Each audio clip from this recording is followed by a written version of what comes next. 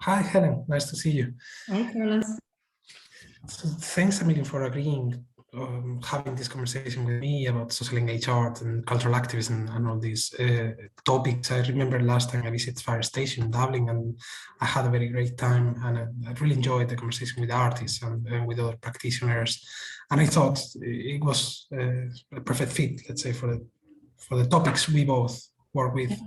If we came together and had this conversation online in this time, but so thanks, Emilio, for agreeing on this. So it's entirely a pleasure on my behalf, and I'm really glad that you think of Fire Station in this regard, because as a inner city studios group here in Dublin, the commitment over 30 years now is to regard art as very much part of the area, the community, but also the spirit of engagement and activism that is part of Fire Station's history. And the commitment specifically to socially engaged art is, it's witnessed in commissions, in think tanks, and processes and publications down through the years of Fire Station. So it is very nice for Fire Station in this, we won't call it a fireside chat, but maybe a Fire Station fireside. I haven't got a fireside. But in this chat discussion around your really marvelous art activism for an Anti-Colonial Future book, which has just come out. And I can see it straddles the globe with a single leap. A lot of work, When did you start it? Well, I started in, actually before the pandemic, way before the pandemic. I think it was 2016 when I was living in Lisbon, before moving to Cork, before moving to Ireland. I originally started questioning myself about the meaning of cultural activism. What do we do as practitioners, as thinkers? Of course, this we is as ambiguous, as problematic as we can imagine. And little by little, I started exploring references, art pieces, long-term processes that mobilize arts for different social purposes. It was a very interesting moment because on one hand, I could say that every single year I could find lots of books being published on art activism. It became trendy to a degree that made things very complicated.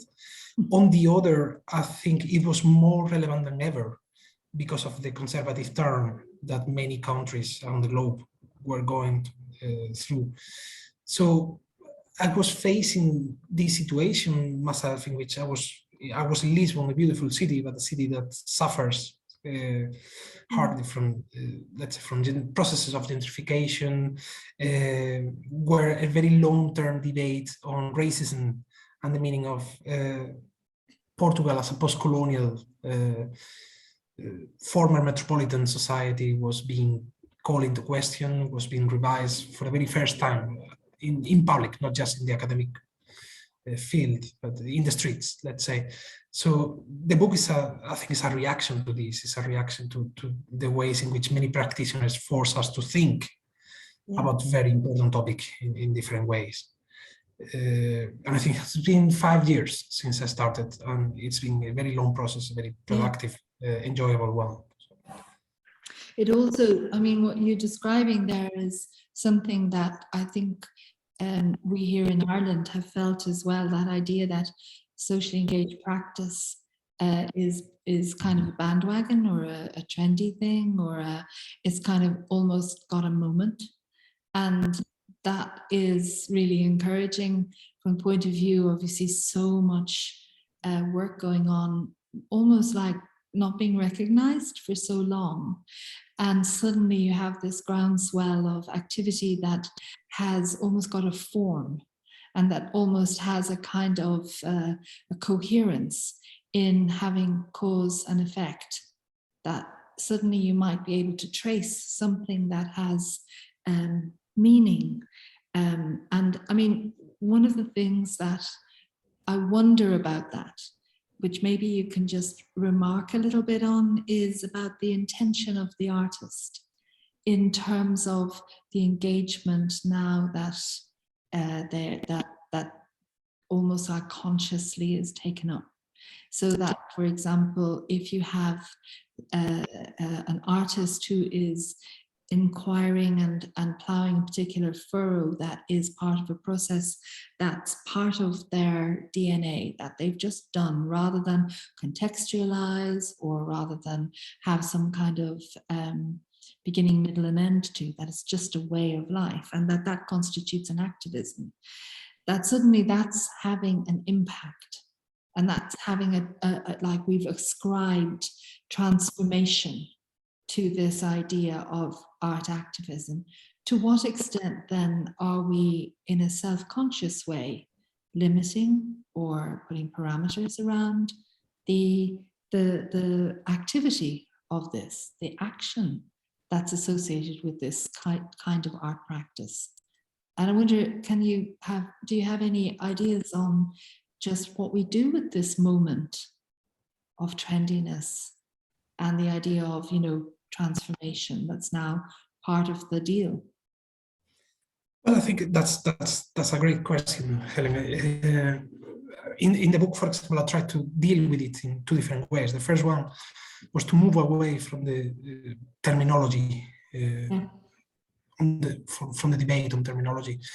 For me, it was more important to see what people were achieving rather than how people were calling what they were doing. Okay, because I think for decades, it's not just about the lexicon we use, it's also about how the words we use make something and someone visible and less visible. And I think there is a hierarchy operating in this kind of world.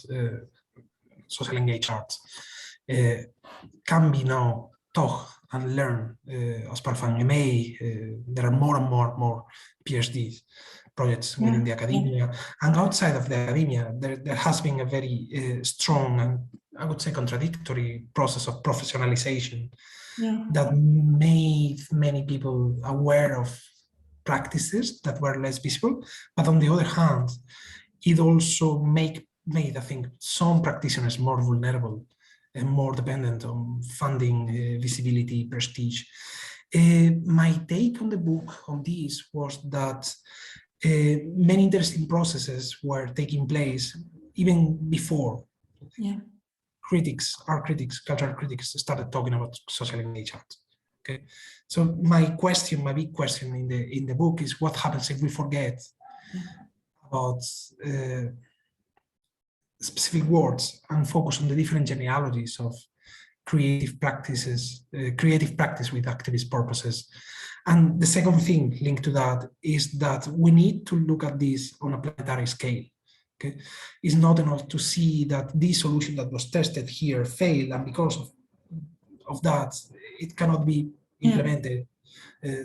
Debates on originality impact, I think, don't make a lot of sense when it comes to practices that are so rich, so all-encompassing.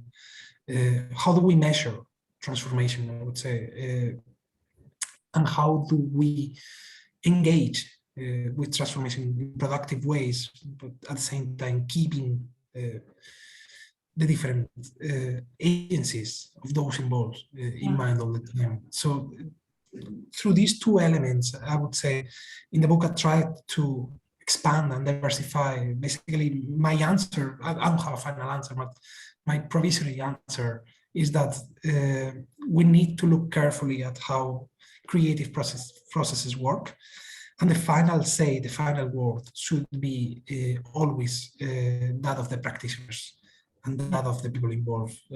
Because part of this process of professionalization had to do also with the fact that intermediaries, including myself, let's say, became part of the equation. And I would say there is a lot to learn if we listen to the practitioners. And this is what I try to do in the book.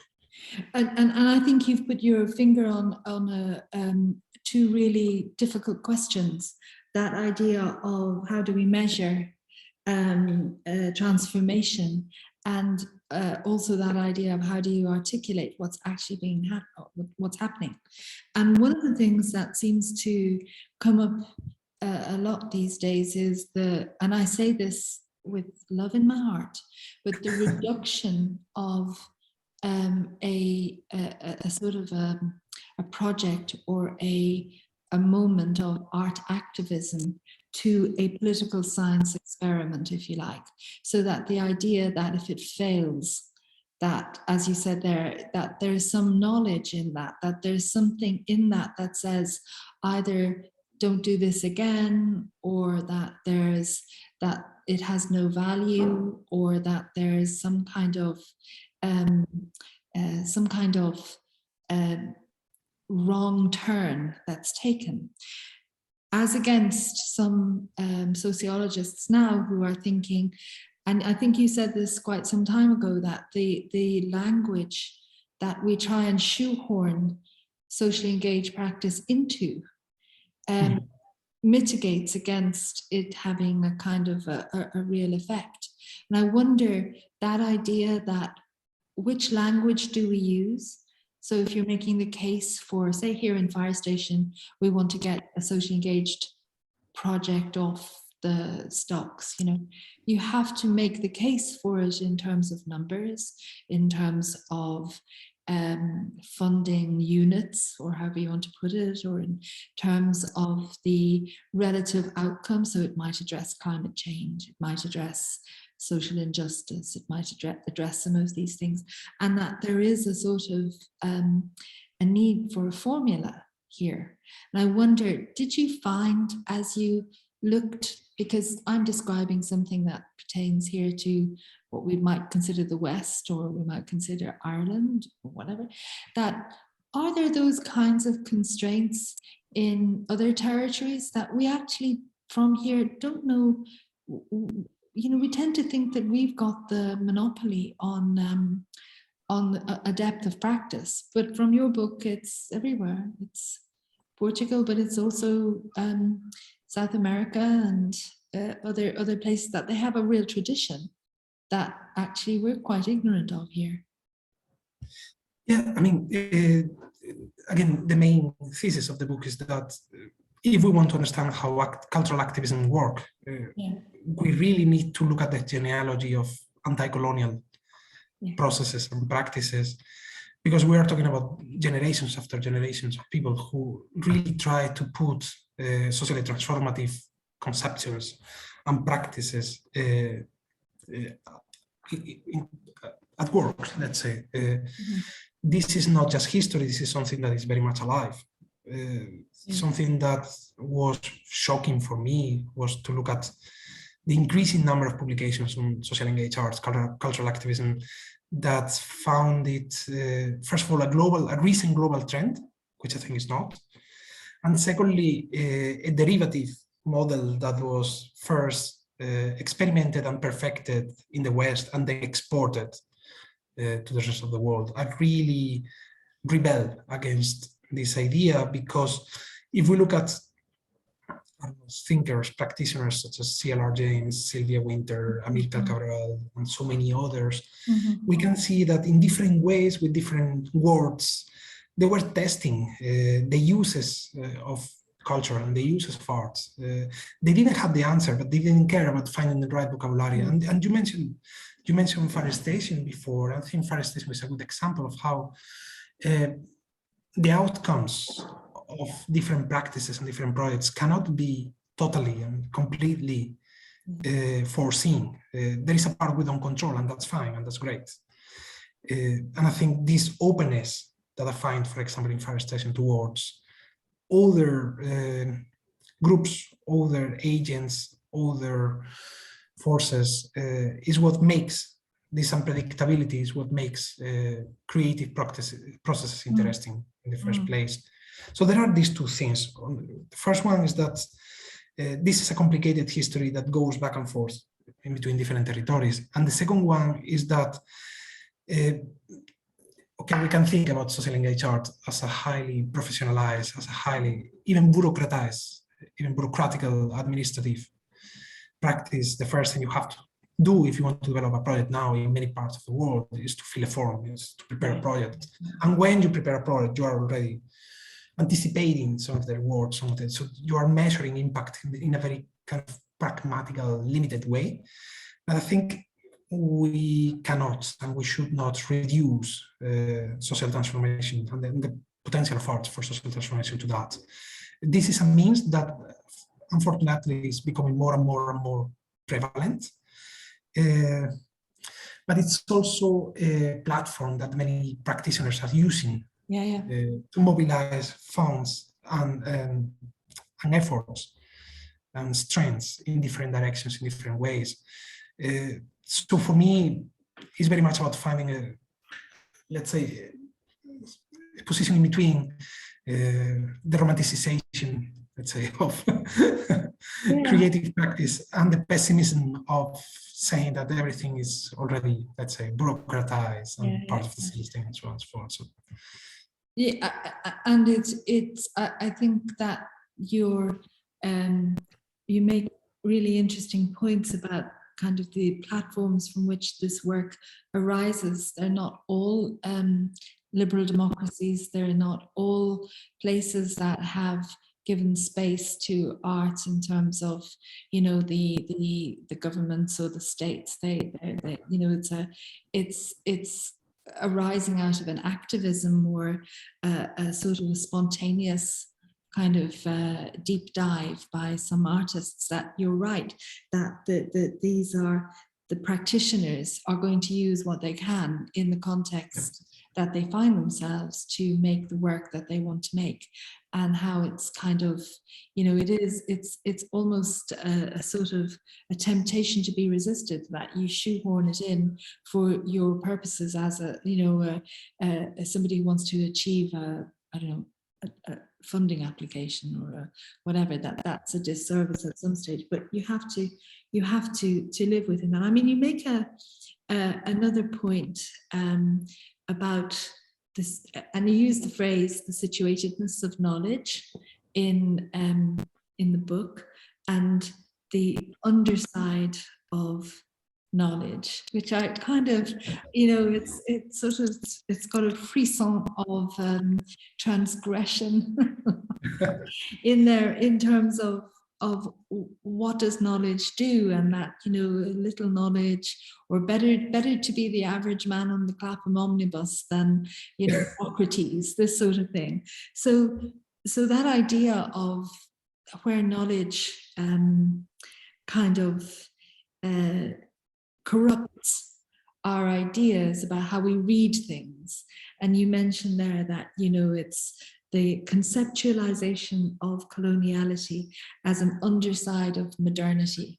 I will never read T.S. Eliot the same again, but it is just that idea of we're looking at colonialism from a position of, you know, we're looking back at it, but it has implications from almost like the idea of, you know, knowledge and understanding that this was a historic wrong, and that this has created a number of situations, the colonial, that we have to rectify.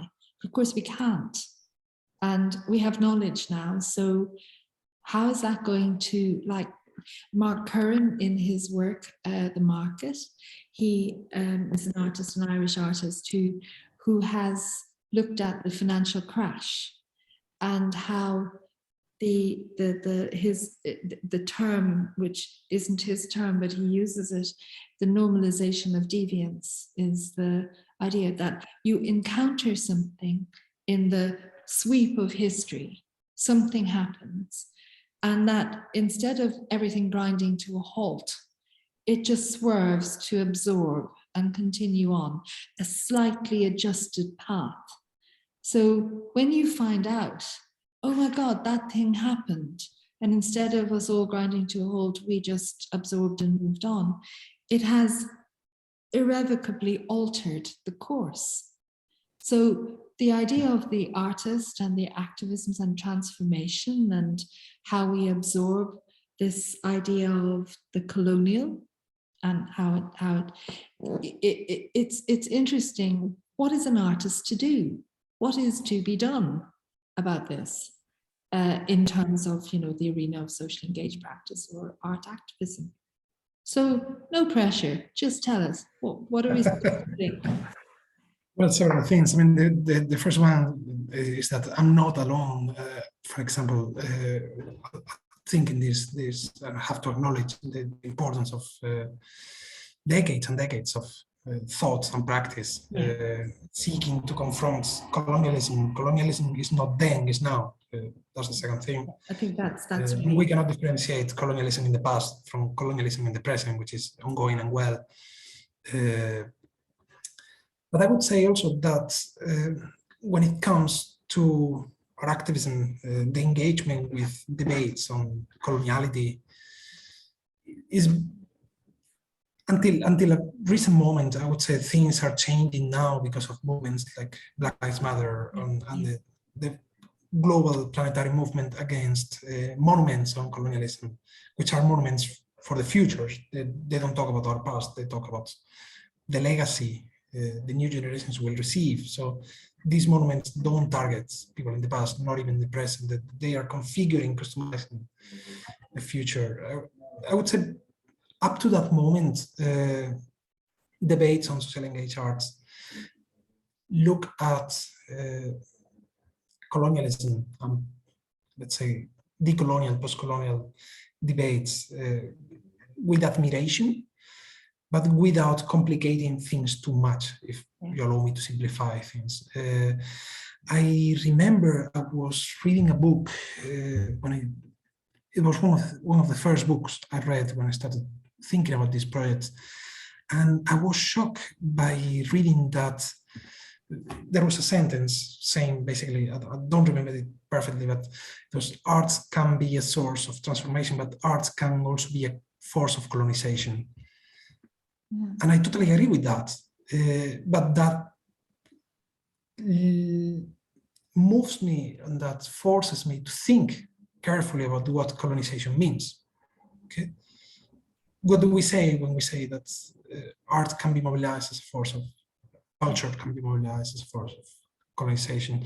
Well, it has always been the case that culture was another tool, let's say, for processes of extraction, domination, etc. It is still now. We were talking about funding and applications. Yeah. This is a way of standardizing things. This is a model. This is a pattern. This is a filter that leaves some things, let's say, as part of the image and silences and removes many others.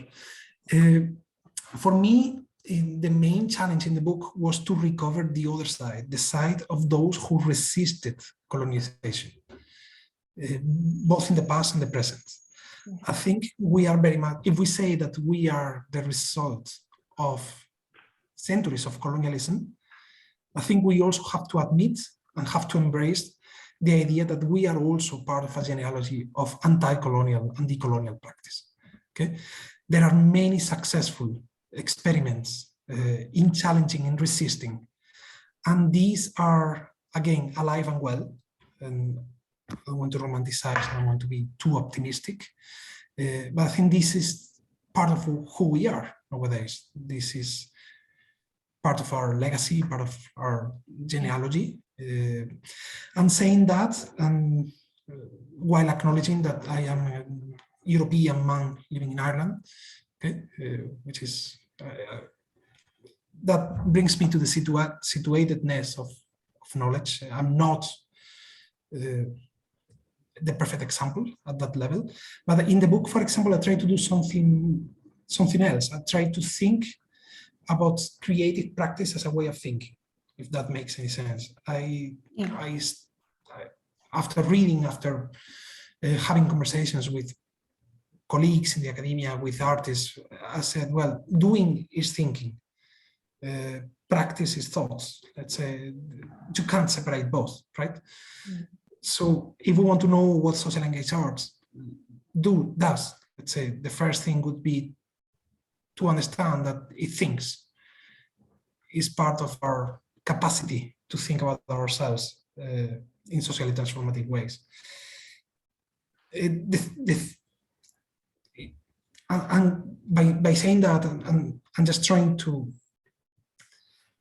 convey the idea that critical thinking is not something that happens after the creative work is done. It's very much part of the process, and whatever comes after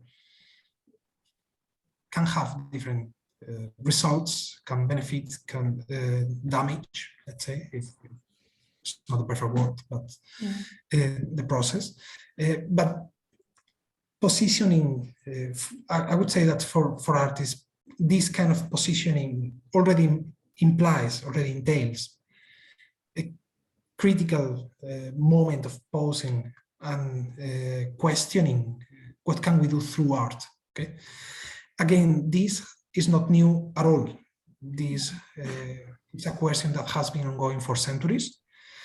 And for me, if we want to unearth, if we want to engage with the history of socially engaged arts, not just as a history, but also as a living legacy that was mobilized against different forms of colonialism in the past and the present, we really need to listen to practitioners as they think while doing.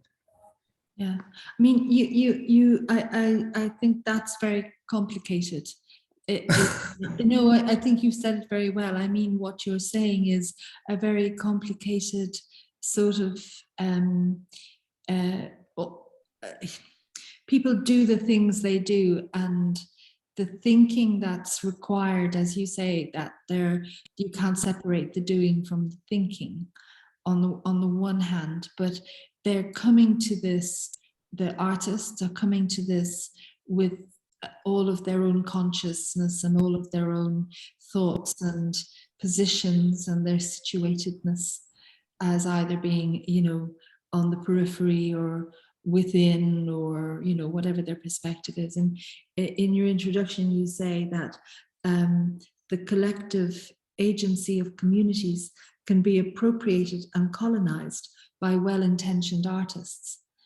And that is an interesting problematic for the art world generally, but for socially engaged art is like almost the possibility of so what, you know, you've got all of this process-driven knowledge collection that has transgressed through the best of intentions, but in the end has possibly misrepresented or appropriated something somewhere. And there seems to be, and again, I'm not sure I subscribe to this at all, but there seems to be no rules of engagement. There don't seem to be the kind of yardsticks of, you know, useful knowledge, significance, tried and tested. There's no methodology at work. And it just seems to me that there's a lot riding on artists to be robust in their methodologies and in what they're doing, and almost put their heads above the parapet. Would you see the artist has to be a champion, or can they be a coward? Can they kind of go, actually, you know, this is what I found, I don't have to defend it, just take it or leave it, I don't care. It's just one of those things that I think that idea of the artist having some kind of extra sense to be able to kind of see significance, which doesn't, you know, that means that they have appropriated something, but that's okay because they're artists. I'm not sure if I'm. But in many cases, much as I think you said it really well there about the idea of doing is thinking, and just it's a complicated. It's very complicated about what artists are trying to do here. It is and it's not, because at some level, it's very much about testing different formulas and improvising while caring for others and while caring with others. Yeah. You mentioned before that it seems that there is no methodology. That's for me the best thing that we still have, despite all the maze, despite all the professionalization, despite of the increasing, let's say, level of complexity that making this kind of practice entails nowadays. There is a moment when I think everything gets to a very basic, to a very generic, simple level that has to do with being with others, caring for others, testing different alternatives. Champions or cowards, I think that many artists nowadays are just joining already existing, already ongoing processes. Yeah. That's a very healthy thing for me, if I'm to comment on this,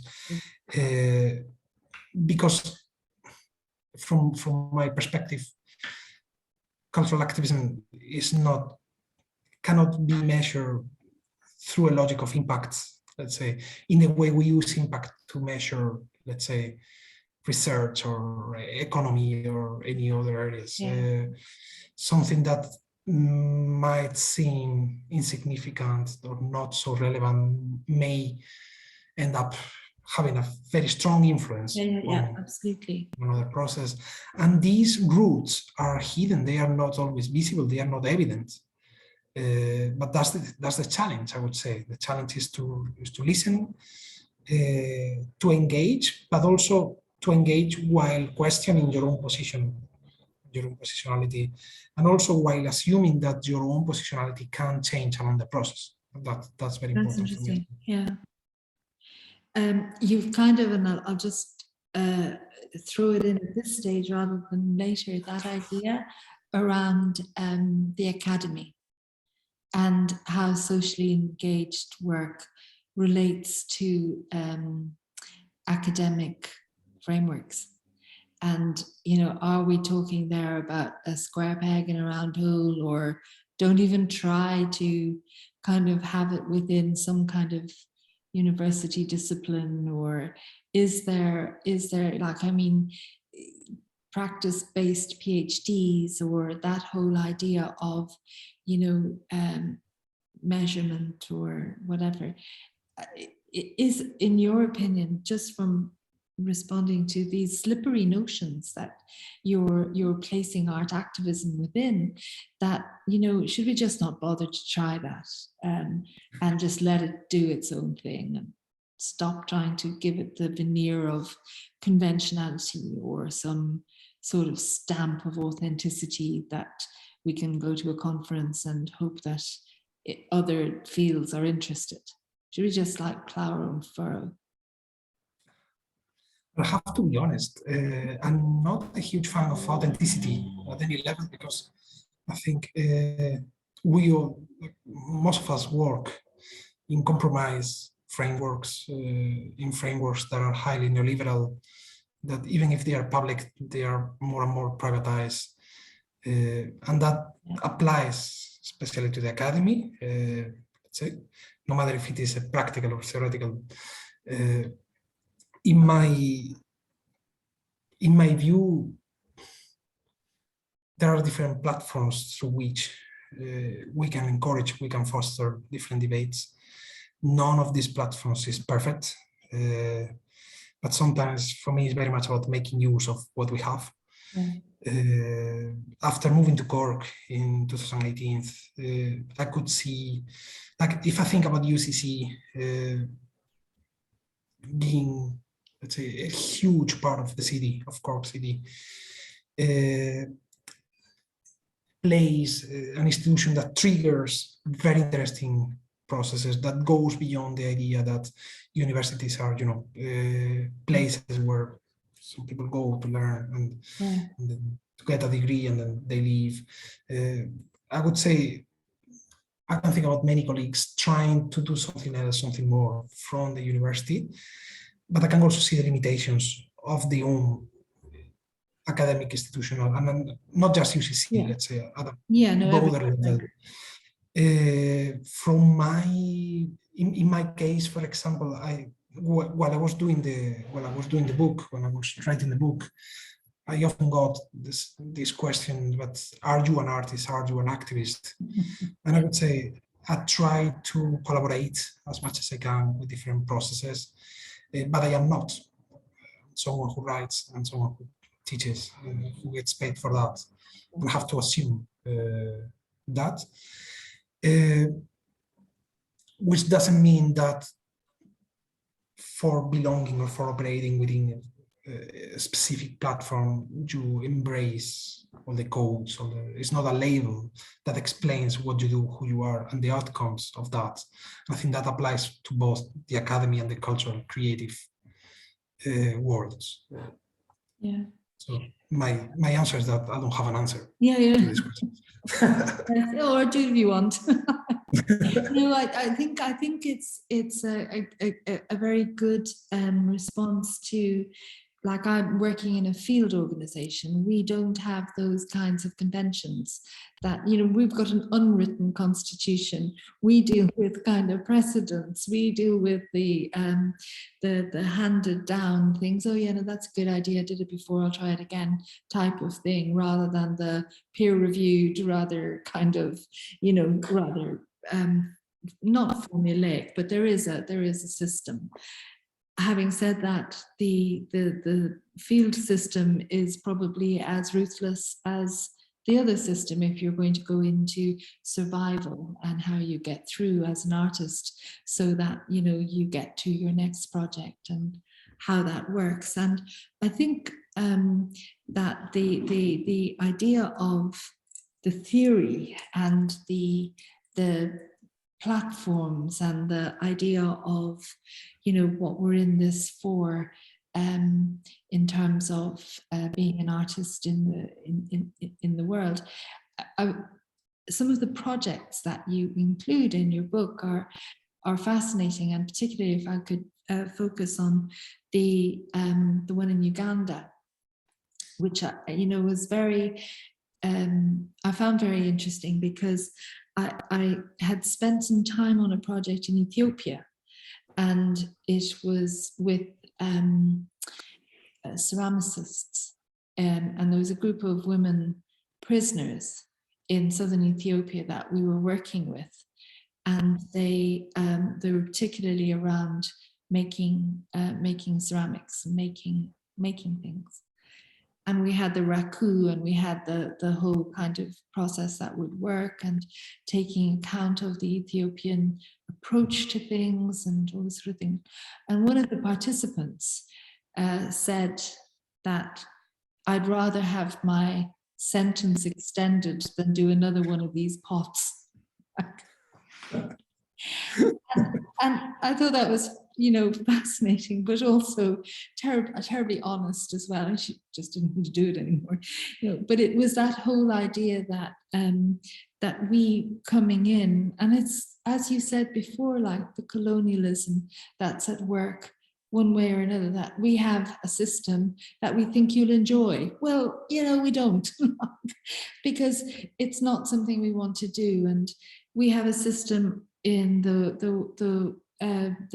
art world of the Biennale, and you've got that covered, and it's really interesting. But when you go to Africa, and I was in another project talking to an arts professional from Zimbabwe, and the thing that they felt was so important was that Zimbabwe would be represented at the Venice Biennale.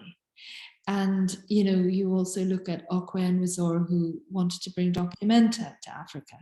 And there's all of this idea that we have a structure from which maybe African art institutions can benefit, not benefit so much as take advantage of, but in some way have a relationship with that's initiated by us, because we've done it before or something. I don't know what it is, but it's not, it feels wrong at a certain point in terms of trying to be anti-colonial, if you like. And if you look at the Ugandan project that you were covering in your book, and just the idea of what kind of systems were they hoping to kind of engage with now. I'll just get it here. But it was just the rather wonderful Boda project, the motorcycles, Yep. and just the kind of frenzy around that.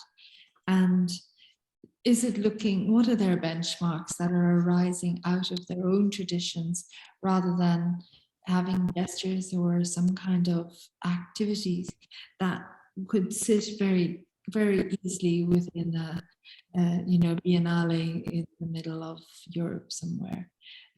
Where is the Africa, the African or the Ugandan rather than African? Because that was the other point, was that we would think of Africa as this monolith when actually it's ridiculous when you think about it. Why do we do that? But this is all the anti-colonial type of approach that to unpick is just so deep. You just have to, anyway, I just thought it was really interesting that, are they looking to, are Ugandans, for example, looking too closely at other parts of the world rather than themselves to adopt some kind of shape that, has a moment? Yeah, I mean, from my experience, which is limited, which resulted from a stay in Kampala as part of a creative residence, I have to begin by mentioning that. I think, yes, there are many interesting connections, but again, these connections were also, for example, there is a very interesting network of knowledge transfer and creative transfer within East Africa, but also linking East Africa with Asia, and also linking, for example, East and West Africa with the Caribbean and Central America and Brazil. These networks already existed, but they are becoming more and more visible, I would say. You mentioned, Helen, something that for me is crucial. When you talk about art systems, you did it in plural. And I think that's the key, because there was never just one art system. There were instead different infrastructural levels, different infrastructural units that sometimes were, let's say, compatible, but sometimes also made artists to work in different ways. I'm saying this because in many ways, African art is simplified to the art that is presented in biennials, when in fact there are many other practices that are perhaps less visible, but they were always there. When we talk about biennials, also it's very interesting to think about the fact that the proliferation of biennials at a global level is unthinkable without Africa, without Johannesburg, for example, without Dakar. So the history of biennials is an African history. It's not, I would say, it's not even European, it's not even Western. If we want to understand how biennials work globally, we have to look at Havana, Johannesburg, Dakar, and some other locations. But let's say this model that now has been perfected and exported and replicated endlessly, let's say it's a model that arises out of this interest in exploring non-Western, truly global creative frameworks. But there is much more than that. And the Boda project is a good example. It's a project that happened as part of a biennial that was self-organized with some local funding, with European funding as well. But it's also a project that is somehow partially independent from the biennial itself. And that's the case in for many other examples. So for me, what is interesting is that practitioners are trying to break the boundaries between biennial-based, long-term, let's say short-term practices, long-term engaged-driven processes. These terms, these divisions are no longer applicable in many cases. Yeah, that's interesting. Yeah. And also, again, for example, this customization of bodas are motorbikes that are used everywhere in Kampala and in other locations to survive, let's say, to move across the city to avoid traffic and traffic jams. Yeah, fascinating. These motorbikes were already customized, were already being intervened in artistic ways before the project. So what happened here is that artists, let's say, jump into this process that was already taking place. And that's, for me, a good example of how social engaged arts is linked to broader creative processes. It's not an initiator. It's not a force of. Yeah, that's fascinating. It's not the beginning of everything. It's part of a long-term, broader project without a clear beginning and clear end. So the idea of the socially engaged system, if you like, or the the set of rules that maybe socially engaged art unconsciously conforms to, transcends borders in that way, where you can uncover a system that is particular to a place, to an area, to a history that actually can find resonance somewhere else quite easily, that has nothing to do with it, but is kind of almost reacting or responding to something innately human, rather than something that's culturally specific, or that has a sort of a transfer from one cultural system of the West to another cultural system, that's Africa. That's very reassuring, isn't it? There's something,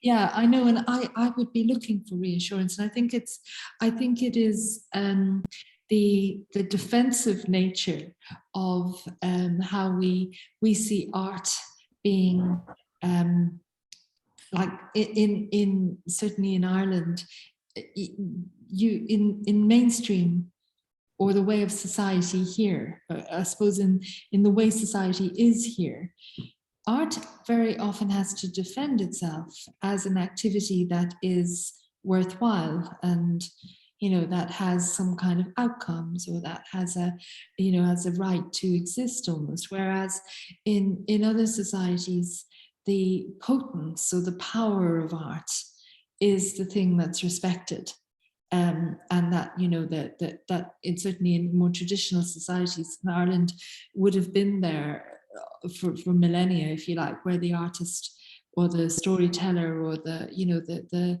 poet was a person of great consequence, just in societies, where now actually the artist in Ireland, I think, does have to fight its corner more than it used to. Absolutely. But I was thinking just the other day, when we heard that dreadful news of the execution of the rap artist in Sri Lanka for having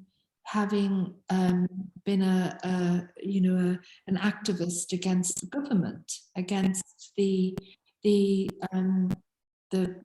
big issues that there are in Sri Lanka nowadays. And his crime was, in his rap lyrics, he was very anti-government, and the notion of protest. And I just kind of thought that most of the art activisms, and in your book, in terms of the anti-colonial, that there is a kind of protest at work.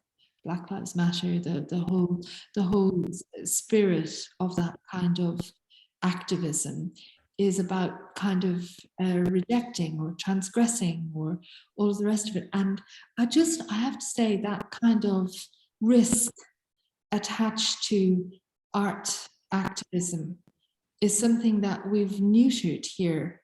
The risks of commissioning an artwork here that might be,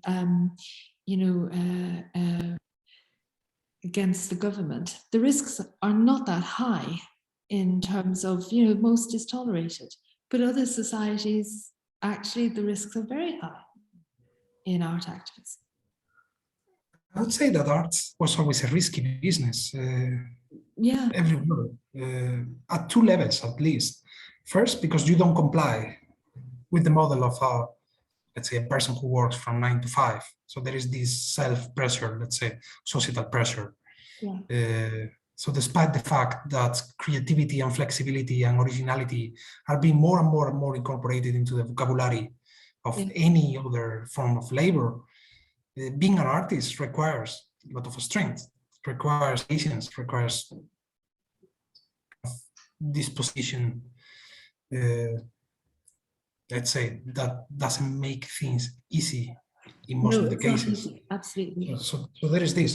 And the second thing is of course, the political pressure, the idea that if you do art in a way that slightly moves away from what, quote unquote, what you're supposed to do, then you are at risk. I would say that that was always the case. Now it's becoming more visible. And we just have to think about how many artists and how many activists have been targeted by governments, not just dictatorships, but by governments. Think about environmental activists in Latin America. Exactly. Like being an environmental artist in the Americas has become one of the most dangerous professions in the world. Yeah, that's fascinating. Yeah. So we really need to think about art as a very interesting form of labor, okay?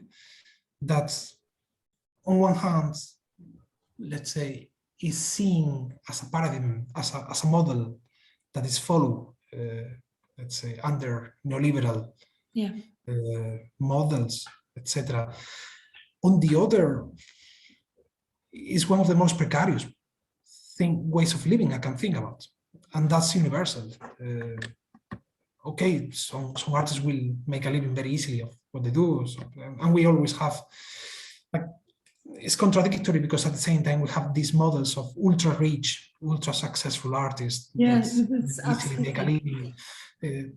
Maurizio Cattelan, like provocateur, etc., but that's the 1%. Gregory Cholet explains that very well by pointing out the fact that the art world is like an iceberg.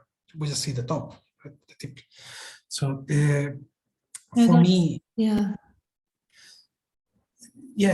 for me the key is to think about how, not just what people do, but also how they live and under which conditions can they work. And there is a kind of activism that is not very much about resisting or transgressing. It's also about caring and surviving with others.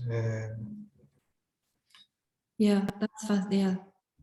And reflecting back to a society what the reality of what they do. I mean, you know, the current issues worldwide. We had an artist here who doesn't consider himself an activist, but he's from Ukraine, Mykolai Rydny, and he showed a film that he had made of Kharkiv before the invasion, and while, you know, the war in the East was going on for, you know, 8 years, but this was made in 2017. And his capture of a way of life that was being increasingly threatened, and how the mentality of the society was turning into a normalization of this idea that a threat was both imminent and constant, and just the disappearance that he couldn't watch it at this stage, but it was one of those shocking capturing of a society that was going to be tested, and it was like the preconditions of this imminent kind of just devastation was captured, and that it seemed very valuable to kind of almost have the psychology of what it's like to live. So he wasn't being political. He wasn't he was just reflecting something. And I think you're right that the word activism tends to have us all march on City Hall, but actually it can be quiet kind of capture of significant pieces of knowledge, which is, yeah, really, and as you said before, like the situatedness of he as an artist in this particular, you know, sort of predicament gives him the right to have something to say about it. It's interesting. Well, I was talking to one of my colleagues here about, you know, that net activism and clicktivism as sort of the armchair activists, which we're all kind of, I think, probably very comfortably engaged in at this stage. But she said, well, we're living in an age of techno-feudalism. And, you know, I remember my excitement on sort of discovering Afrofuturism and all of this. So I think activism for an anti-colonial future, so it's the least we might the least of the paths we might go upon. It seems to me that it's riveting. It's riveting. Thanks, Helen. I mean, there are, as I said before, it's an ongoing concern, yeah. and there are no final answers. And for me, it's very much about thinking that if colonialism seems to be part of our future, yeah. we really need to perfect the ways beyond, and we really need to invent new ways of, let's say, having a future. Yeah. Let's say, because one of the first things that both colonialism and neoliberalism do is that they remove and they limit our capacity to think about the future in different terms. But this is exactly what anti-colonial practitioners and thinkers were trying to do. They were trying to imagine a future without, far from colonialism. And this is exactly what we need in the present, I would say. So it's congratulations on continuing the good fight. We're at 3 o'clock. Bravo.